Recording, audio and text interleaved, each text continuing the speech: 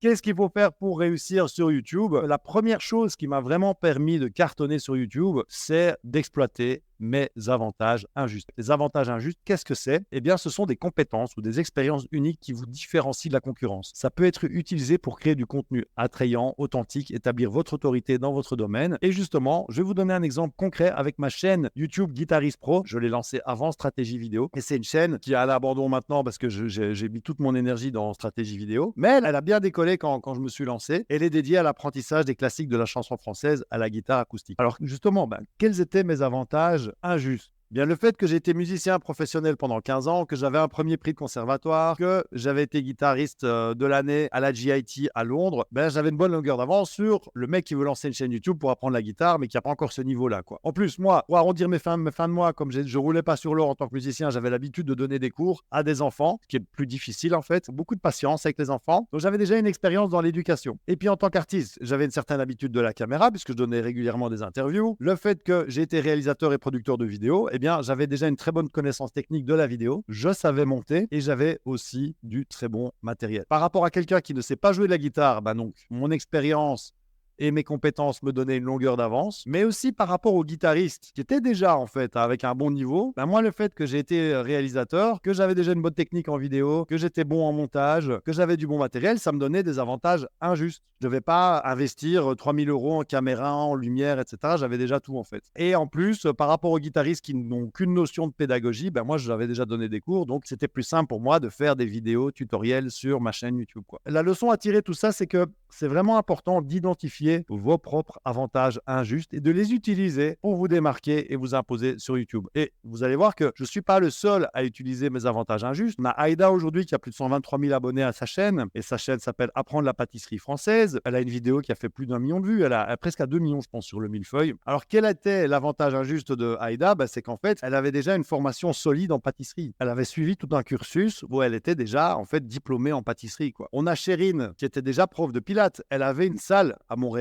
dans lequel elle donnait déjà régulièrement des cours de pilates, d'être en présentiel. Elle en avait marre de devoir louer sa salle et elle a décidé de basculer complètement sur YouTube. Et aujourd'hui, elle gagne mieux avec sa chaîne YouTube. Elle a 70 000 abonnés. Elle gagne entre 130 et 150 000 euros, enfin dollars, par an grâce à sa chaîne YouTube. Alors qu'elle a que, entre guillemets, que 70 000 abonnés. David de L'Homme Nouveau, en fait, lui, il avait déjà une très bonne expérience dans la séduction pour hommes. On a Nicolas et Sandrine qui, en fait, ils étaient déjà formateurs en business avant de lancer leur chaîne. Leur chaîne, c'était un plus pour aller chercher plus de clients, plus de trafic qualifié par rapport à leur business, mais ils étaient déjà en fait dans la formation d'entrepreneurs avant et ils font plus de 150 000 € de chiffre d'affaires par an. Alors, quel est le point commun entre ces YouTubeurs? Ils ont utilisé leurs avantages injustes. Ils avaient une petite audience, mais qualifiée. Il n'est pas nécessaire sur YouTube d'avoir des millions d'abonnés, des millions de vues pour très bien gagner sa vie. Et la plupart vendent des produits d'information, des formations. Ce n'est pas le cas de tout le monde.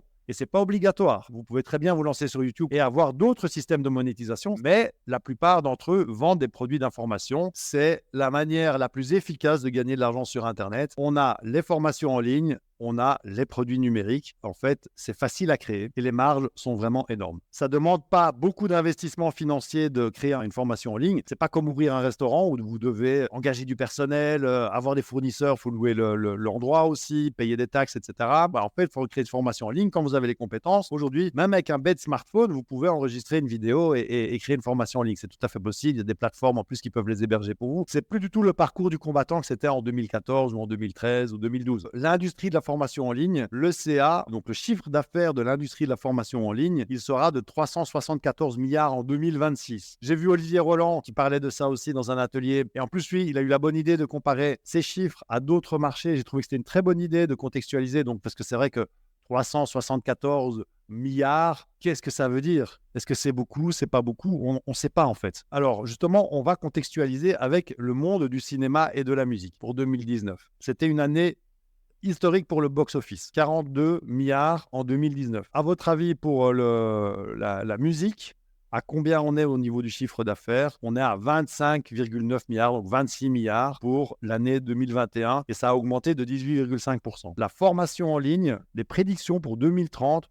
on parle de 600 milliards, les gars, de revenus dans le monde de l'e-learning. Donc, ceux qui pensent qu'il n'y a plus d'opportunités dans le monde de la formation en ligne, de l'e-learning, etc., que tout a été fait, Je vous invite à revoir votre copie. Ce qui est encore plus génial, c'est que YouTube suit cette tendance. Ils veulent se positionner comme étant la plateforme de e-learning. Donc, e-learning, c'est la formation en ligne de référence à travers le monde. Aux États-Unis, en fait, les créateurs peuvent déjà commencer à proposer des cours gratuits ou payants afin d'offrir aux spectateurs des expériences d'apprentissage approfondies et structurées. Il n'y a même plus besoin d'avoir un site pour héberger, etc. Vous allez pouvoir bientôt le faire directement sur YouTube et vous pourrez aussi donc faire des quiz interactifs. On va être un petit peu dans la réalité brutale, on va être honnête, parce que la beauté et la complexité de YouTube résident dans le fait que c'est pas seulement une question de mettre des vidéos en ligne. Il faut donner aux gens une raison de regarder votre vidéo. Il faut créer un contenu qui va captiver, qui va éduquer, qui va divertir, qui va peut-être même provoquer une certaine émotion chez votre public. Et ça, c'est la réalité brutale mais honnête de YouTube.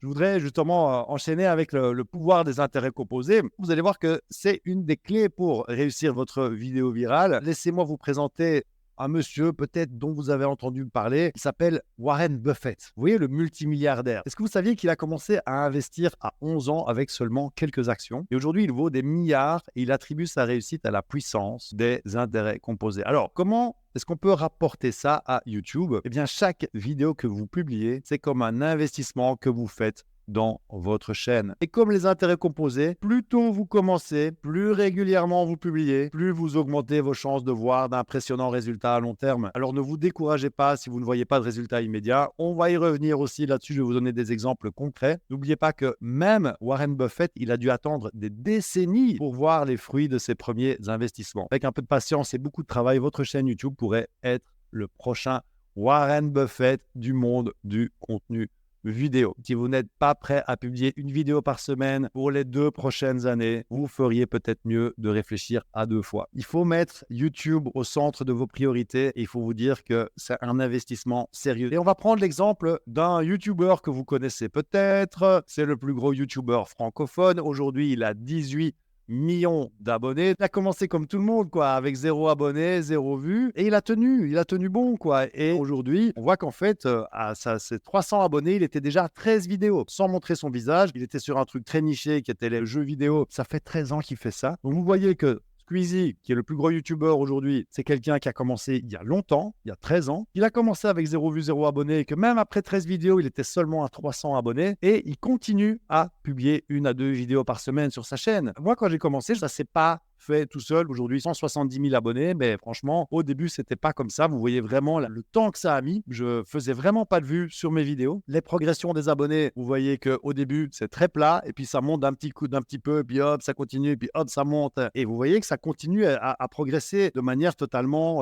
on n'est pas sur de l'exponentiel, quoi. Et aujourd'hui, on a quand même 4000 nouveaux abonnés chaque mois, donc c'est chouette. Aujourd'hui, en tout cas, en moyenne, sur la chaîne, on fait 1300 € par mois. C'est génial de se dire que tous les mois, on a 1300 € qui tombent sans rien faire. Donc ça, c'est juste avec la monétisation. Une étude qui a été faite sur 3,5 millions d'utilisateurs par TubeBuddy et qui montre qu'en fait, les chaînes qui ont entre 1000 et 10 000 abonnés ont publié en moyenne 152 vidéos. Une vidéo par semaine, ça vous fait 150 vidéos en 3 ans. Donc vous arrivez à vos 10 000 abonnés en 3 ans. Maintenant, si on publie 2 vidéos par semaine, eh bien, on arrive à 10 000 abonnés en 1 an et demi. Et si on publie 3 vidéos par semaine, on arrive à 1 an pour avoir 10 000 abonnés. Nous, c'est ce qu'on a fait. On est passé à un rythme de 1 vidéo par semaine, et puis après 2, et puis 3. En 1 an, on a passé le cap des 10 000 abonnés. Alors, pour tenir cette cadence de publication, vu qu'on publie toutes les semaines, il faut essayer au maximum de minimiser le temps passé sur les étapes répétitives. Donc, comment on fait ça? Eh bien, on crée un système. L'idée ici, c'est de traiter YouTube comme une entreprise en mettant l'accent sur le fait que la chaîne YouTube